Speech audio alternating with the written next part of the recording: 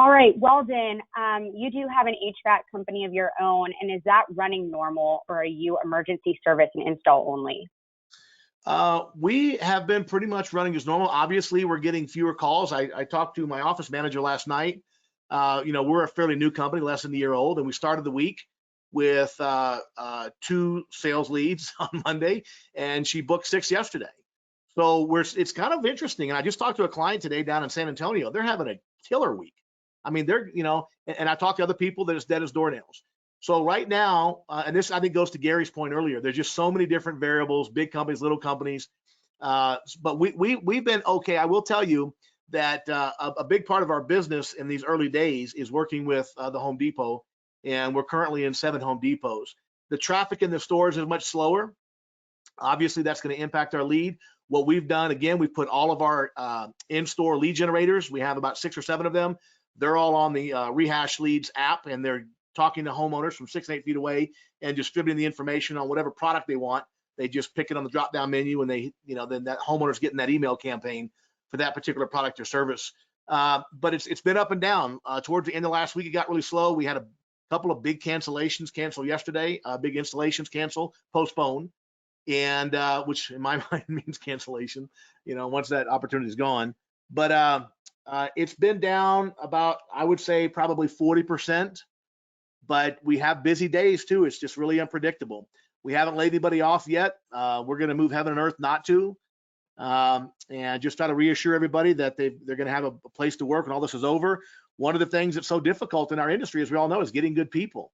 And man, if you lose them right now and they don't feel like you have their back, who knows when the economy comes back, they're probably going to have their opportunity, a choice of place where to go. So, I mean, if you got to lay them off for survival, financial survival, then I understand that for sure. But we're doing everything in our power to make sure everybody has a job, and that they're going to be there for us when we get through the other side of this thing. But yeah, things are slower, but we haven't seen the total collapse. Honestly, my not next door, but a couple houses away is a cardiologist here in town. I was talking to him a couple nights ago. By the way, he found toilet paper in China, and he ordered a bunch of toilet paper. He's like 40 rolls. He said he sent it to me. But they're taking the necessary precautions, and they're already seeing people getting restless with this whole thing.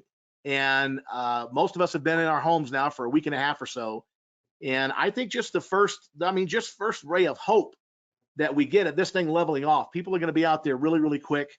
And when things come back, if they come back quickly, then you're going to need all your people. Try to hang on to them and do what you got to do. But yes, we're seeing a decline, but not dead. And I'm just curious, Gary, with your company in Arizona, what the traffic is like. Is it off considerably or pretty steady?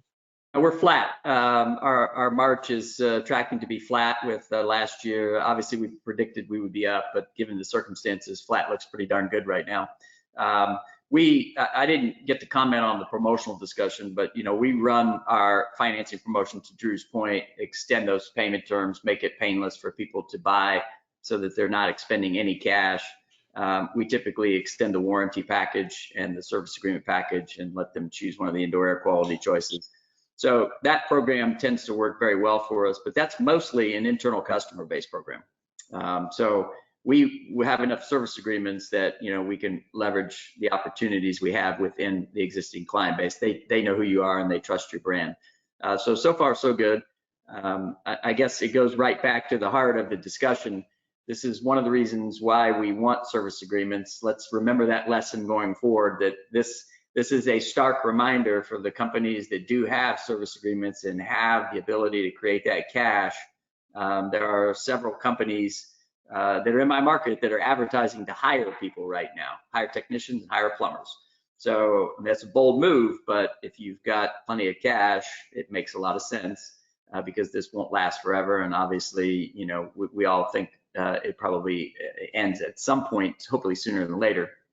Well, it's a good question. I don't know what the rest of the summer will hold.